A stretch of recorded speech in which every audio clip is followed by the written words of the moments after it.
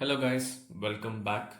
And in today's video, I have two things to do. One thing is I have forgot to do one code lab, that is changing of icon in yesterday's video. I will do that. That's a small thing. And we will going to explain the AADK task and the how to do the labs and what's the logic behind the code that we have, the app we have done yesterday. So without wasting any time, let's begin.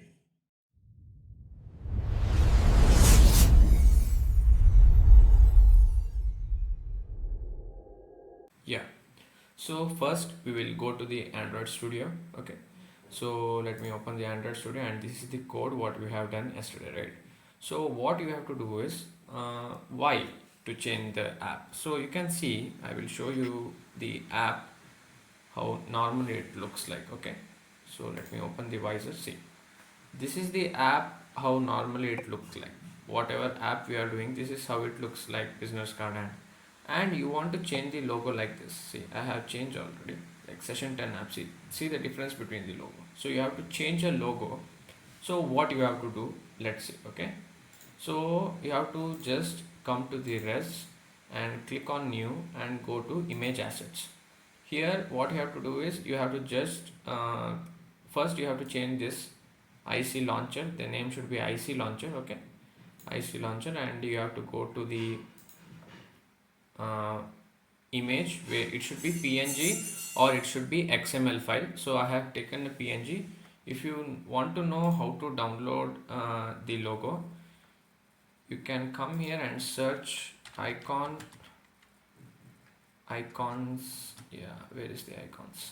I just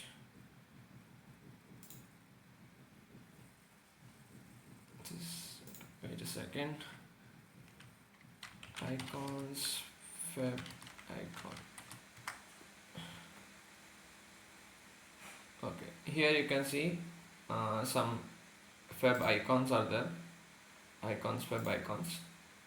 Here you can download the PNG version or the XML version which you need according to search according to the whatever color or whatever type or 3D icons or whatever icons you want, and you can download from here. You can just click on download and it will download. Okay, so basically that is. So I have already downloaded an app icon, so let me open that app icon. And yeah, when you open, here the path will be stored here. Then you have to change this.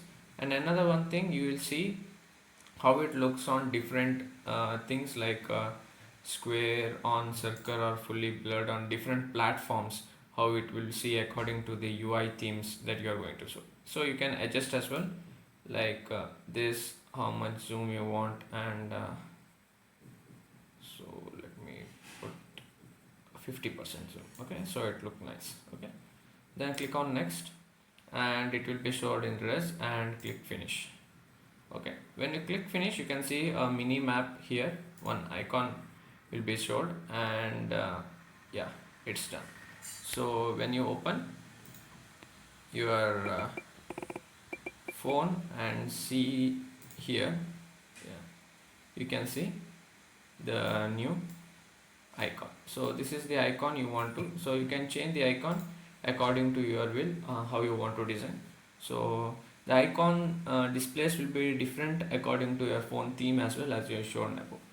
Okay, so this was about the yesterday's one. So let's go to the today's thing, that is our lab session. Okay, so let's go to the lab, MindMatrix. And so many were asking about it got what reset or something, like, yeah, it got reset when they updated one the courses. When you go to courses and see the assessments you have done, the objective assessments, that all got resets.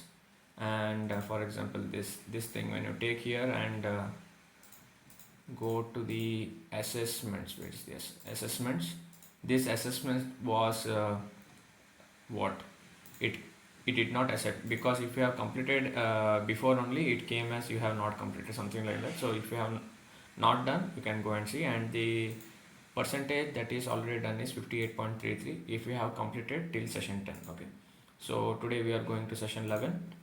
So let's see what we have here in session 11. Yeah, so I have already started the lab. Okay,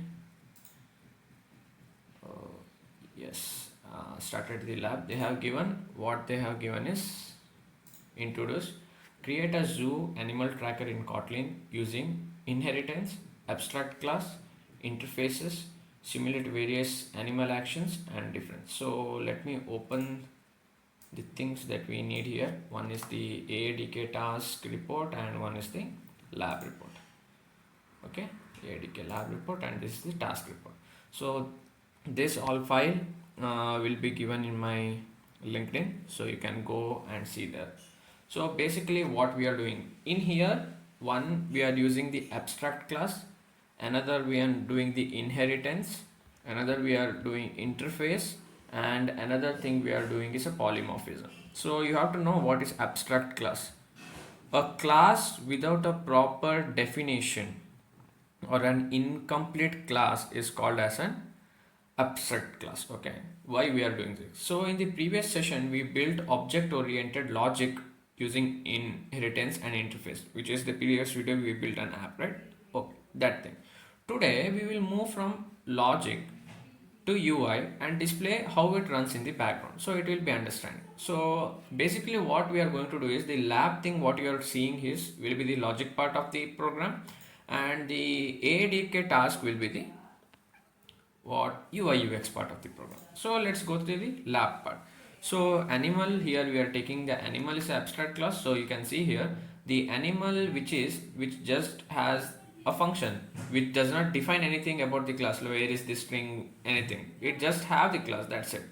And the next thing we are going to see is a interface feedable. Okay, interface feedable is also like a abstract function. So when you have a class which has no proper meaning, you call the abstract class, and when a function with the not a proper structure or full structure, just having another function inside, is called as interface. So this two. Now what we are going to do is we are calling a class called lion and name as string. Okay, animal name. So when you give an animal name, this is an abstract class now. So we are calling an abstract class inside a class, and we are calling an abstract function which is a feedable is a interface function, also called as what you call abstract function. Then you will override make sound. Override means when you are calling a abstract class again for declaring it, you can say it is called a override. So they are giving that print lion. Okay, print lion roar. So here they did not define what this sounds. Okay, we just created a make sound function, but we did not define it.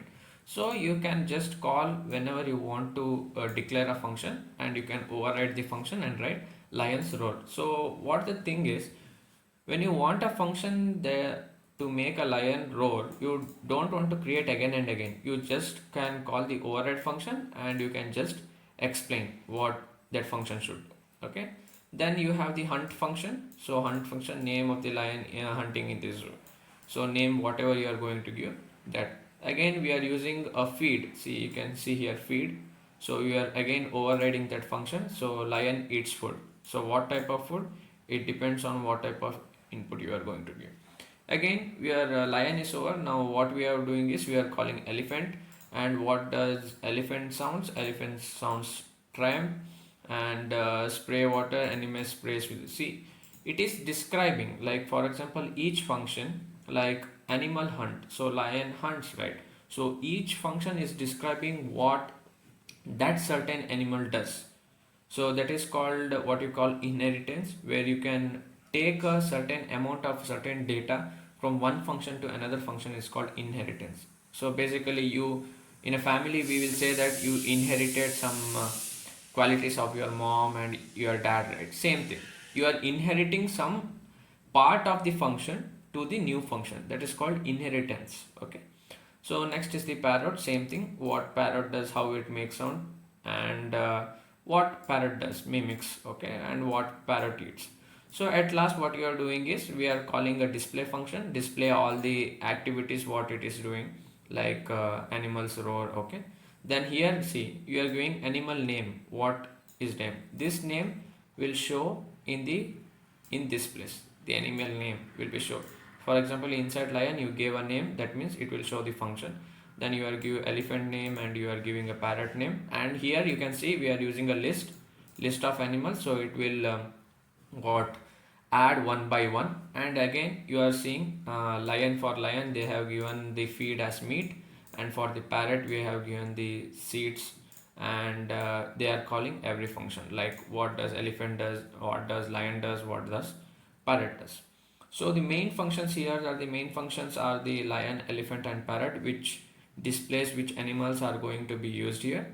And they are stored in time, as I told, they are stored in animal called list. And next, display of zoo, which makes dynamically displays to the user, and animal behaviors, what certain animals does. So let's see the output. So let's go to the LMS portal and go to the lab, and I have already pasted. See, for you it will be showing like this.